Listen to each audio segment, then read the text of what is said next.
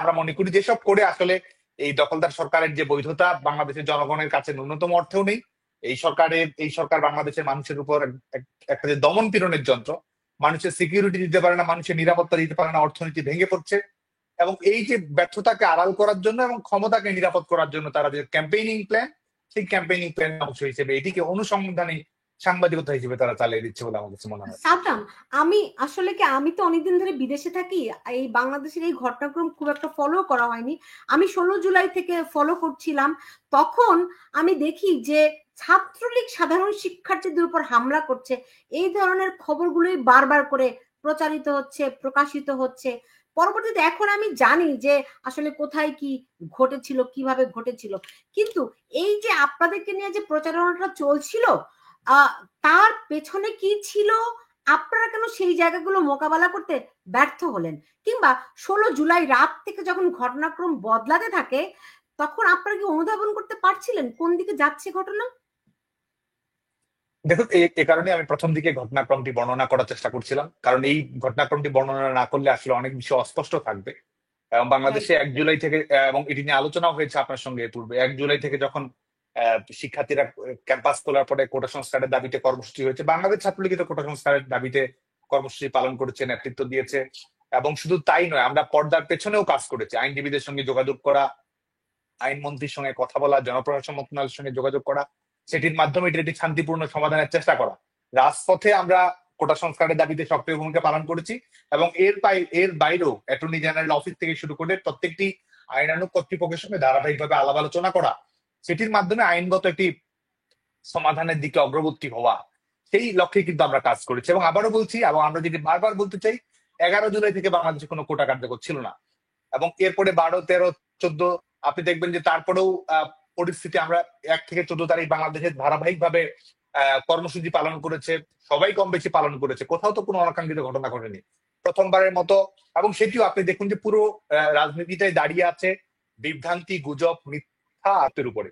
এরা ক্ষমতায় এসেছে যেমন মিথ্যা, অসত্য এবং খুনের উপরে, এরা ক্ষমতায় থাকার চেষ্টা করছে আসলে মিথ্যা, অসত্য এবং লাশের উপরে। সেটির কারণে আল জাজিরা এই ধরনের প্রোপাগান্ডা রিপোর্ট তাদের করতে হচ্ছে। এবং সেটি 14 তারিখও আপনি দেখবেন যে প্রধানমন্ত্রী বঙ্গবন্ধু না দেশরত্ন শেখ হাসিনার একটি বক্তব্যকে কিভাবে সেটি তারা বিকৃত করে সেটির মাধ্যমে পরিস্থিতিকে উস্কানিমূলক পরিস্থিতিকে নিয়ে যাওয়ার চেষ্টা করে।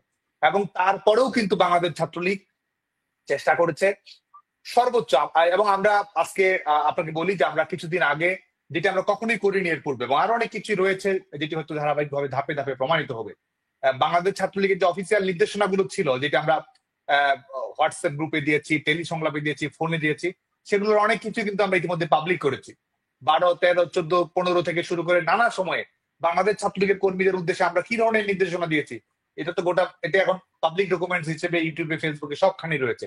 আমরা কি নির্দেশনা দিয়েছি। এবং 15 তারিখে, আমরা বারবার বলছি, 15 তারিখে যখন ঢাকা বিশ্ববিদ্যালয়ের সংঘাতের ঘটনা ঘটলো, ধাওয়া পাল্টা দেওয়ার ঘটনা ঘটলো, সেটিও কিন্তু আপনি দেখুন যে প্রথম আলোর রিপোর্ট, আমাদের রিপোর্টের প্রয়োজন নেই, প্রথম আলোর রিপোর্ট যেটি পরবর্তীতে তারা এডিট করেছে, কিন্তু আমি সেই রিপোর্টটি 16 তারিখ বিকেলে রাজু ভাষণে পাঠ করেছিলাম। সেই রিপোর্টটি আমি সরাসরি সেদিনই রাজনৈতিক কর্মসূচিতে পাঠ করেছিলাম। সেখানে বর্ণনা করা আছে যে তাদের কোনো কর্মসূচি ছিল না, বাংলাদেশ ছাত্রলীগের কর্মসূচি ছিল। ভোরবেলা তারা কর্মসূচি ঘোষণা করে, এবং আমরা কিন্তু তারা যদি কর্মসূচি দেয়, আমরা সেদিন বাংলাদেশ ছাত্রলীগের কোনো কর্মসূচি দিতাম না। তারপরও তারা, আপনি দেখবেন যে 12টার কর্মসূচি 3টা পর্যন্ত টেনে লম্বা করার চেষ্টা করেছে। এবং সেই 12টার দিকে তাদের কর্মসূচিতে কিন্তু খুব বেশি জমায়েত ছিল না, 400-500 জন শিক্ষার্থী ছিল। তারপরে তারা প্রথম আলো রিপোর্ট অনুযায়ী কিভাবে লাঠিসোঁটা নিয়ে তারা ঢাকা বিশ্ববিদ্যালয়ের হলগুলোর অভিমুখে গেছে, অথচ হলে যাওয়ার সঙ্গে কর্মসূচির কি সম্পর্ক রয়েছে আপনি বলুন? গোটা বাংলাদেশের ছাত্র সমাজের কাছে যে একটি অডিও ভিডিও সবই রয়েছে আজকে। তারা সেখানে গেছে, সেখানে গিয়ে তারা ইট পাটকেল নিক্ষেপ করেছে। এবং প্রথম যিনি আক্রমণের শিকার হন বিজয় 71 হলে, আপনি দেখবেন যে সাবাদ আল ইসলাম, বিজয় 71 হলের মুক্তিযুদ্ধ বিষয়ক সম্পাদক, তাকে বেধড়ক বিজয় 71 হলের নিচে যে বাগানটি রয়েছে, সেই বাগানে বেধড়ক ভাবে পিটুনি দেওয়া হয়। ইচ্ছে মতো চারপাশ থেকে ঘিরে ধরে ছাত্রদল, ছাত্র শিবিরের ক্যাডারেরা তাকে নির্মম ভাবে সহিংসতা স্বীকার করে। এবং সেই মারার ছবিটুকু কিন্তু সোশ্যাল মিডিয়ায় ক্যাম্পেইন চালানো হয়েছে যে শিক্ষার্থীদের উপর ছাত্রলীগের আক্রমণ হিসেবে। এবং পরবর্তীতে ধাওয়া পাল্টা দেওয়া। দেখুন তো সাদ্দাম, এই ছেলেটিকে চিনেন কিনা? জি, এ হচ্ছে গিয়ে সবুজ আলী। সবাই জি জি বলে জি এই ছেলেটি, আমি যখন অনুসন্ধান করলাম আমি দেখলাম জুলাইয়ে এই ছেলেটি প্রথম মারা গিয়েছিল। জুলাইয়ে যদি কেউ শহীদ হয়ে থাকে তাহলে এই সবুজ আলী ছিল প্রথম শহীদ। সায়েন্স ল্যাবের মোড়ে তাকে পিটিয়ে হত্যা করা হয়েছিল। তাহলে তাহলে আমরা যে এর কথা শুনি, আবু সাইদের কথা শুনি জুলাইয়ের প্রথম শহীদ, কেমন করে হয় আবু সাইদ প্রথম শহীদ? আবু সাইদ তো মারা গেল 16 জুলাই, এই ছেলে তো তার আগে মারা গেল। 16 জুলাই একই দিনে মারা গেছে। সবুজ আলী, এবং হ্যাঁ। সবুজ আলী, এবং আপনি এই ভিডিওটিও দেখবেন, ছবি আছে, এটিরও ভিডিও আছে। এবং এই মামলা এখন আওয়ামী লীগের নেতাদের বিরুদ্ধে, বিভিন্ন জনের বিরুদ্ধে মামলার আসামি করা হয়েছে। এবং সবুজ আলীকে 16 তারিখে আপনি দেখবেন যে নির্মম ভাবে নিউ মার্কেটে দিনের বেলা একেবারে প্রকাশ্যে কিভাবে 4-5 থেকে পিটুনি দিয়ে একেবারে সহিংস কায়দায় তাকে হত্যা করা হয়েছে। এটিও একেবারে উন্মুক্ত। এবং সেই 16 তারিখ একই দিনেই আপনি দেখবেন যে চট্টগ্রামে, সেই 16 তারিখ চট্টগ্রামে যে 6-7 তলা ভবনের উপর থেকে কতজন ছাত্রলীগের কর্মীকে উপর থেকে ফেলে দেওয়া হয়েছে, এটি কিন্তু একেবারে প্রারম্ভিক দিকের ঘটনা, যে সেই 16 তারিখেরই ঘটনা। তো সেই একই দিনে কিন্তু এই ঘটনাগুলো ঘটেছে। এবং এই প্রত্যেকটি বিষয় কিন্তু তারা আজকে একটা পরিস্থিতি তৈরি করার চেষ্টা করছে, কিন্তু আলটিমেটলি সত্য কিন্তু চাপা দেওয়া যায় না। আজকে বাংলাদেশের মানুষের সামনে তো একটি ধাপে ধাপে এটি উন্মুক্ত ক্রমাগত হচ্ছেই এবং হচ্ছেই। ধাপে ধাপে উন্মুক্ত হচ্ছে। আপনার কি মনে হয় গত 1 বছরেও এই বিষয়গুলো মানুষের সামনে আপনারা পরিষ্কার করতে পেরেছেন? আমরা চেষ্টা করে যাচ্ছি, এবং মানুষের সামনে যে আহ, আহ, প্রশ্নগুলো ছিল সেই প্রশ্নগুলো আমরা জবাব দেওয়ার চেষ্টা করছি। এমনকি আমাদেরকে নিয়েও যদি কোনো অভাব অভিযোগ থাকে, প্রশ্ন থাকে, সেগুলো কিন্তু আমরা অ্যাড্রেস করার চেষ্টা করছি। কারণ জনমতের একটি বিষয়, সেটি হচ্ছে এটি ধাপে ধাপে আসলে তৈরি হয়। তো আমরা মনে করি যে 5ই আগস্টে বাংলাদেশের জনগণকে যেভাবে তারা ব্যবহার করার চেষ্টা করেছে, বাংলাদেশের জনগণকে এক প্রকার পর্যায়ে জিম্মি করে যে এক ধরনের সহিংসতা ঘটছে, তারা কিলিং মিশন বাস্তবায়ন করছে, লাশ ফেলছে, স্নাইপার রাইফেল ব্যবহার করছে, জঙ্গিদেরকে তারা কারাগার থেকে 18 তারিখে আপনি নরসিংদী কারাগার থেকে আপনি দেখবেন যে কতজনকে বের করে নিয়ে আসা হয়েছে। 4 আগস্ট কিভাবে এনায়েতপুরে 13 জন পুলিশকে একসঙ্গে পুড়িয়ে হত্যা করা হয়েছে। তো এই ধরনের ঘটনা যাত্রাবাড়িতে আপনি দেখবেন যে যাত্রাবাড়িতে কিভাবে হত্যাকাণ্ড গুলো পরিচালনা করা হয়েছে। তো যারা হত্যাকাণ্ড গুলো পরিচালনা করেছে তারাই কিন্তু আজকে রাষ্ট্রের কল কবজা তারাই দখল করে রয়েছে। তো যে কারণে আমরা মনে করি যে এই প্রশ্নগুলো আসছে এবং বাংলাদেশের জনগণের কাছে ক্রমাগত ভাবে এগুলো পরিষ্কার হতে শুরু করেছে, যে কারণে কিন্তু জনগণ আহ সঠিক রাজনৈতিক সিদ্ধান্তটি, সঠিক মতামতটি দেয়া শুরু করেছে, সংঘবদ্ধ হওয়ার চেষ্টা করেছে। এবং আল জাজিরা রিপোর্ট, আমি আরেকটি বিষয় বলি শুধুমাত্র, সেটি নয়, এই যে বাংলাদেশে এই ঘটনাগুলো ঘটেছে পুলিশের বিষয়, এই বাংলাদেশে আপনি দেখবেন যে 44 জন, সরকারি রিপোর্টও যদি আমরা আমলে নেই, যদিও প্রকৃত সংখ্যা কয়েক গুণ, তারপরও আপনি দেখবেন যে সরকারি রিপোর্ট অনুযায়ী 44 জন পুলিশ অফিসার হত্যাকাণ্ডের শিকার হয়েছে।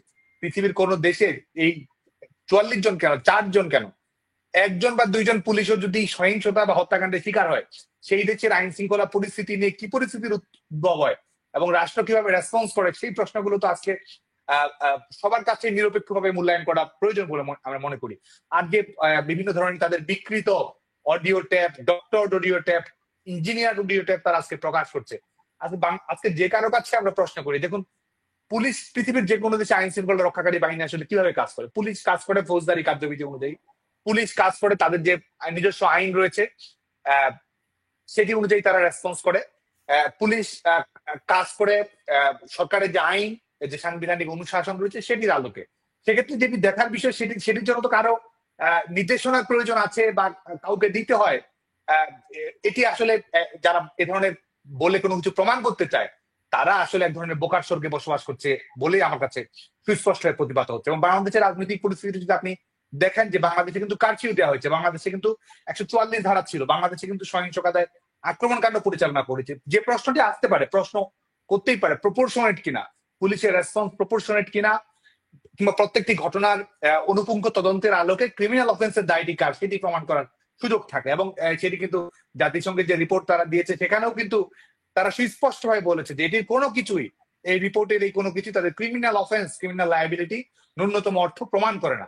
বরং এই জুলাই আগস্টে আওয়ামী লীগের নেতাকর্মীরা যেভাবে নির্মম হত্যাকাণ্ডের শিকার হয়েছে, সনাতন ধর্মাবলম্বীরা যেভাবে হত্যাকাণ্ডের শিকার হয়েছে, এবং আমরা আরেকটা কথা বারবার বলে দিতে চাই যে ইন্ডেমনিটি, শেখ হাসিনা সরকার তো বিচার বিভাগীয় তদন্ত কমিটি গঠন করছে, শেখ হাসিনা সরকার তো নিরপেক্ষ তদন্তের আলোকে প্রত্যেকটি হত্যার যেভাবেই হোক না কেন শেখ হাসিনা সরকার তো বিচার নিশ্চিত করতে চেয়েছে, ন্যায় বিচার নিশ্চিত করতে চেয়েছে।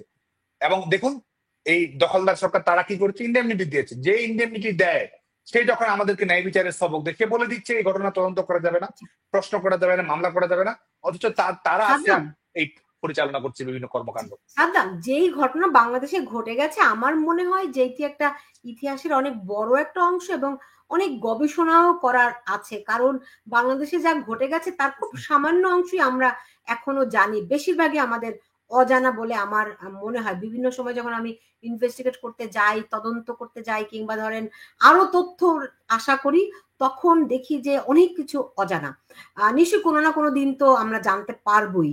কিন্তু আপনার কাছে আরেকটি বিষয় আমার খুব জানতে ইচ্ছা করে, সেটা হচ্ছে 5ই আগস্ট আপনাদের মাঠে থাকার কথা ছিল, রাইট?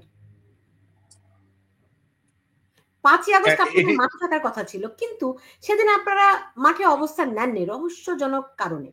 কেন? কারণটি কি ছিল?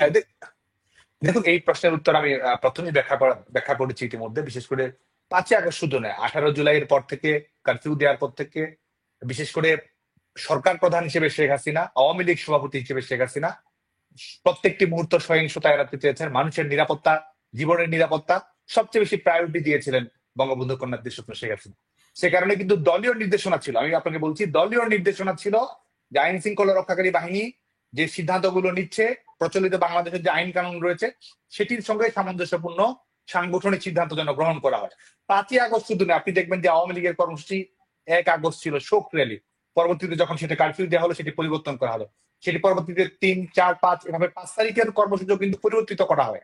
কারণ যে সহিংসতা যাতে এড়ানো যায়, কোনো ধরনের অনাকাঙ্ক্ষিত পরিবেশ পরিস্থিতি যেন না ঘটে, এই ক্ষতিটি যেন কমিয়ে নিয়ে আসা যায়, একটি একটি দায়িত্বশীল সরকার হিসেবে শেখ হাসিনা সরকার কিন্তু প্রাণান্তকর ভাবে সেই চেষ্টাই করেছে। কারণ শেখ হাসিনার কাছে সবসময় ক্ষমতার চেয়ে জনতা গুরুত্বপূর্ণ ছিল, শেখ হাসিনার কাছে সবসময় মানুষের নিরাপত্তা সবচেয়ে বেশি গুরুত্বপূর্ণ ছিল, এবং তিনি বিদ্যমান আইন অনুযায়ী সেটি এবং রাজনৈতিক সিদ্ধান্ত অনুযায়ী সেটি বাস্তবায়ন করার চেষ্টাই করে গেছেন ক্রমাগত। জি সাদ্দাম, মানে ধরেন ঠিক আছে, এটি যে দেশে যেহেতু সরকার আপনাদের প্রশাসন তার কথা অনুযায়ী চলবে, সেটি একটা দিক। আবার আপনারা রাজনৈতিক দল হিসেবে আপনারাও মাঠের কর্মসূচিতে থাকবেন, এটা আবার কিন্তু আরেকটা দিক, এটার সঙ্গে কোনো কনফ্লিক্ট নাই, আমরা বুঝি সেটা। কিন্তু আপনারা মাঠে পুরোটা অনুপস্থিত ছিলেন, কারণ অভিযোগ রয়েছে এরকম যে আপনাদের দলের ভেতরে কেউ একটি অংশ আপনাদেরকে বিভ্রান্ত করেছিল। এই অভিযোগ কি সত্য? না, আমি সেটি মনে করি না। কারণ আমাদের দলের মূল লক্ষ্যটাই ছিল, আপনি দেখুন যে আপনি রাজনীতি করার অর্থ কি, আর ক্ষমতা পরিবর্তনের রাজনীতি, সাংবিধানিক রাজনীতিটার অর্থ কি? রাজনীতির অর্থ এই নয় যে আপনি সবসময় সরকারে থাকবেন কিংবা এটি থাকবেন। আপনি ক্ষমতায় যদি যান, আপনাকে নিয়মতান্ত্রিক পদ্ধতিতে যেতে হবে, সাংবিধানিক অনুশাসন অনুযায়ী যেতে হবে, জনগণের ম্যান্ডেট নিয়ে যেতে হবে। রাজনৈতিক দল হিসেবে আওয়ামী লীগ তো সেটি করার চেষ্টা করবে। আওয়ামী লীগের কাছে তো সবসময় মানুষের নিরাপত্তা, সাংবিধানিক প্রক্রিয়া, জনগণের ম্যান্ডেট পাওয়া, গণতন্ত্র, এটি তো সবচেয়ে বেশি গুরুত্বপূর্ণ। এখন কেউ যদি সহিংসতাকে রাজনৈতিক কৌশল হিসেবে প্রতিষ্ঠিত করতে চায়, একটি দেশে যখন শঙ্কা রয়েছে যে মানুষের তারা যে কিলিং মিশন বাস্তবায়ন করতে যাচ্ছে, আপনি দেখছেন যে প্রকাশ্যভাবে কিলিং মিশন বাস্তবায়ন করা, সেই প্রবণতাটা কয়েক গুণ বাড়িয়ে দেওয়ার জন্য কর্মসূচি দেওয়া হচ্ছে। সরকার চেষ্টা করছে সেটি শান্তিপূর্ণভাবে নিরসন করার, এবং সেই সময় সরকার এবং দায়িত্বশীল রাজনৈতিক দল প্রধানতম যেটি চেষ্টা থাকবে সেটি যেন তারা যেন কেউ কোনো মুখোমুখি না হয় সেটি নিশ্চিত করা। রাজনৈতিক দল হিসেবে আওয়ামী লীগ এবং সরকার, শেখ হাসিনা সরকার কিন্তু সেটি করার চেষ্টা করেছে। এখন সহিংসতাকে যদি রাজনৈতিক কৌশল আমরা হিসেবে মনে করতে চাই, এবং রাজপথে আপনি ক্ষমতা দেখিয়ে মানুষের মৃত্যুর কারণ হচ্ছেন, সেটিকে যদি আপনি মনে করেন যে এটা সাহসের প্রমাণ, আমরা কিন্তু কোন অবস্থাতেই সেই রাজনীতি অতীতেও করিনি এবং ভবিষ্যতেও আমরা সেই রাজনীতিকে সমর্থন করবো না। সাদ্দাম, আপনার কাছে আমার আরো খুবই গুরুত্বপূর্ণ দুটি প্রশ্ন আছে, কিন্তু একজন এই প্রশ্নটি বারবার আমার কাছে জানতে চাইছেন, মানে প্রশ্নটি যেন আমি আপনাকে করি। নোমান পারভেজ প্রশ্নটি করেছেন যে আপনাকে যেন প্রশ্নটি করি যে ওই যে অডিও ক্লিপ, শেখ হাসিনার অডিও ক্লিপ কিভাবে আল জাজিরা পেল? প্রথম কথা হচ্ছে অডিও ক্লিপটি তো ভিত্তিহীন। আর দ্বিতীয় বিষয় হচ্ছে যে এটি নিয়ে তো আইনানুগ দৃষ্টিকোণ থেকে যদি দেখেন যে আপনার তথ্যচিত্রেও কিন্তু সেটি রয়েছে, যেটির আমাদের যে প্রামাণ্য হিসেবে যেগুলোকে উপস্থাপন করা এভিডেন্স হিসেবে, সেটির যে আইন কানুন রয়েছে, বাংলাদেশের প্রচলিত আইন কানুন, সেটিরও কিন্তু এটি লঙ্ঘন ঘটেছে।